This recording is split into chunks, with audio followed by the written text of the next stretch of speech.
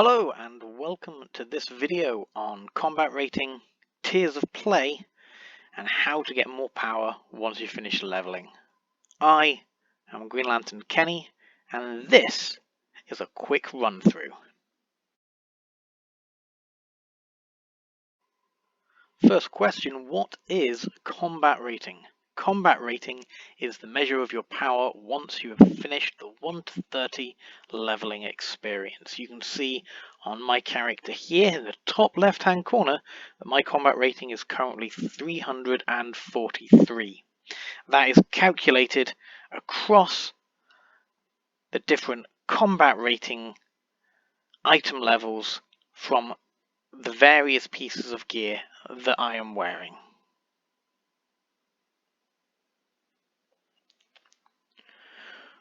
What relevance does combat rating have? Well, combat rating helps to unlock new aspects and new areas of the game for you to explore. We call these the different tiers of play.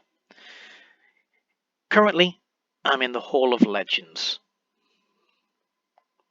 And in front of me, we can see the Orrery of Worlds, giant pillar of Earths. Down here, we have our teleport hub, and we can see all of the different tiers that I have access to. As your combat rating increases, you will unlock more areas across each of these tiers. In addition, you will unlock additional on-duty instances, solos, duos, alerts and raids. We'll be touching more upon the on-duty menu in a separate video. So in a nutshell, your combat rating opens up more areas for you to play. Now, as you go through the different areas, you'll notice that you get options of loot boxes with items in them up to item level 280. And that will be the same across each of these first 5 tiers. After you've hit tier 5 and you unlock the items in tier 6, you are on to the most recent episodes. So we mentioned the loot that scales up to 280 that drops as you go through the tiers. Here is an example of that just now. The Galactic Belt box, which when opened will go and give me an option of 2 different belts, one for a damage roll and one for a controller roll. That is because this particular power set can be either damage or controller. It's got a minimum item level of 10 and a maximum item level of 280. When I open this, due to my combat rating being 343, well past the cutoff for 280 gear, it is going to go to the maximum 280. Let's have a little look at that just now. And here we can see the 2 different options there. It is worth pointing out that you will not be getting 280 gear immediately.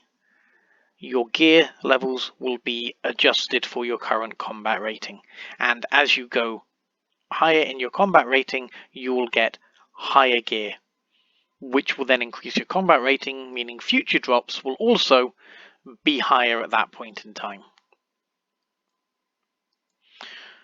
One of the other things as you are going through your missions, and you may have noticed this as you were doing your 1 to 30 experience, but a lot of the missions and instances will be rewarding you with a currency called source marks, and you can see how many source marks you have on the currency tab here.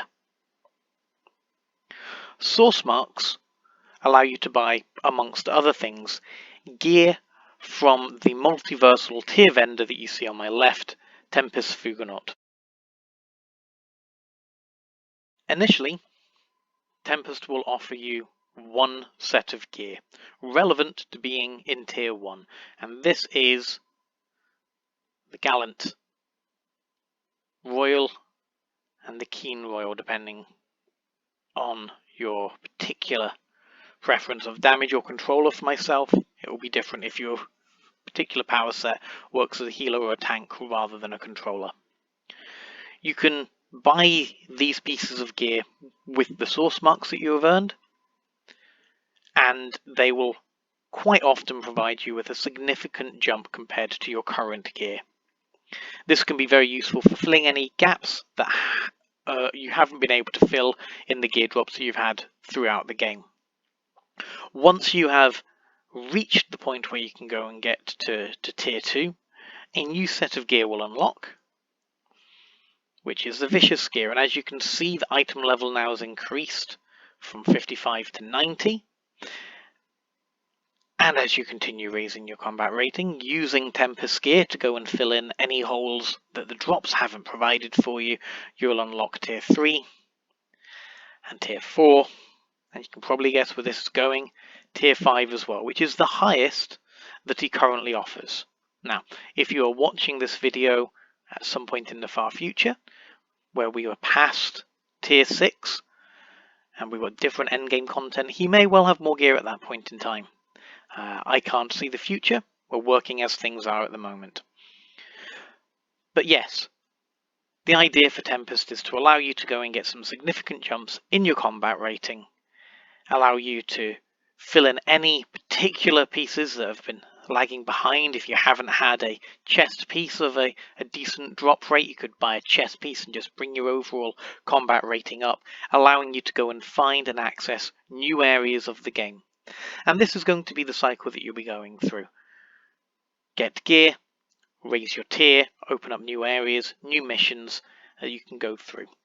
It is worth noting though that you're always able to go back to a lower tier and repeat the missions, and you will still earn gear up to 280 and source mark rewards, meaning that you will always have something that you can go and have a look at, be it your current tier or previous ones.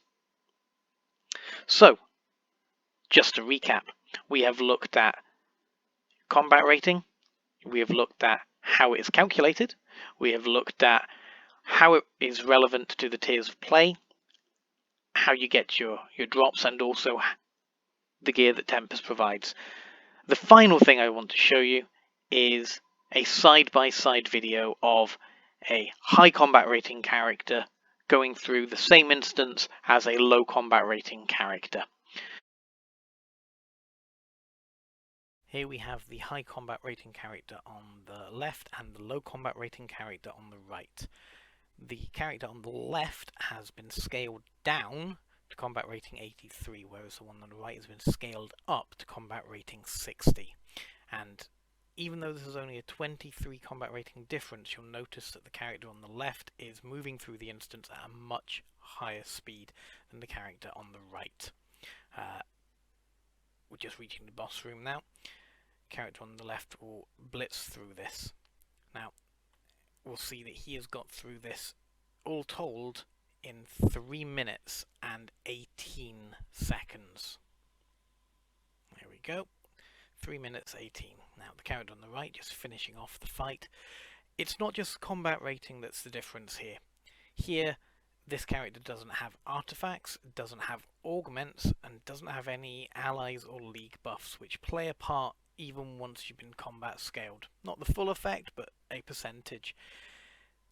As it goes through the video now, we'll actually see that it took this character 4 minutes and 30 seconds to go and complete. Now, you might not think that that is a huge difference, but when you're dealing with a difference that's effectively almost just under half the time it took for the first character to go through, you can actually appreciate that this does make a big difference in power overall.